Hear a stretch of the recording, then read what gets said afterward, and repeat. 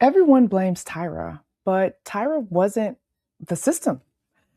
There were producers, there were network executives, sponsors, ratings. Tyra was the face. She was the emotion. She was the delivery. She didn't set the elimination structure, did she? But let's talk about your manager for a second. They sit across from you in your one-on-ones.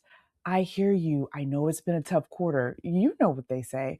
I'm advocating you. And then your quota increases anyway. The territory, it shifts anyway. Comp plans just adjust. Your manager is Tyra.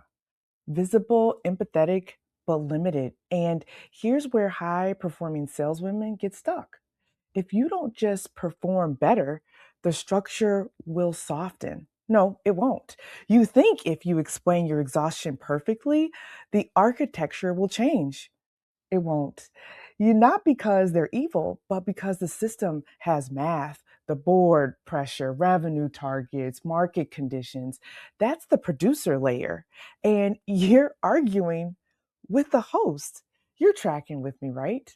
Like when you actually think about it, you've been trying to outperform a structure. And that's exhausting because when you don't understand the architecture, everything feels personal. And that's exactly what I slow down inside 360 spin sessions, not emotional, structural. We map out exactly who holds the power, where the pressure resonates, where it originates, and where you're reacting to optics instead of math. Because once you see the structure clearly, you stop over exerting in the wrong direction.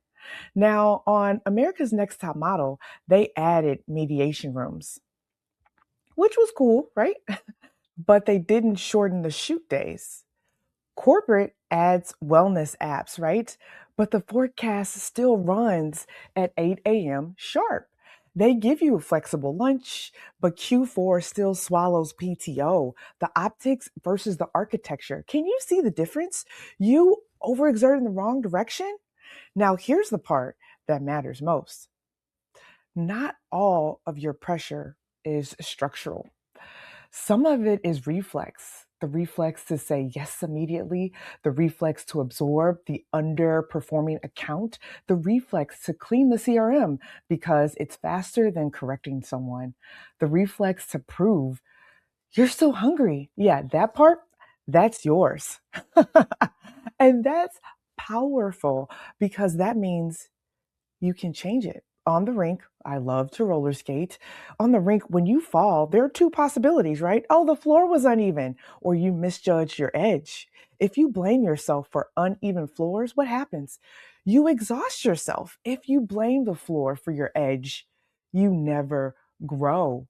But what if you can separate the two? What if you can stop fighting ghosts?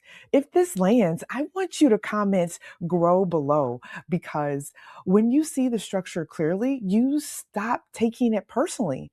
And here's what we're building toward. You don't need to burn it down. You don't need a dramatic LinkedIn resignation post. But if you keep skating the same line under the same pressure, under the same reflexes, you already know where that ends, right? That's why guessing it isn't enough. You need precision, and that's what 360 spin is built for. We separate what's structural from what's habit. We identify where urgency is distorting your decisions. And we isolate the 1, 2 moves that actually change leverage, not more effort, not more positioning. In the next video, we're going to talk about the women who didn't survive the show. They repositioned. Are you ready to reposition? Because that's exactly where it gets interesting.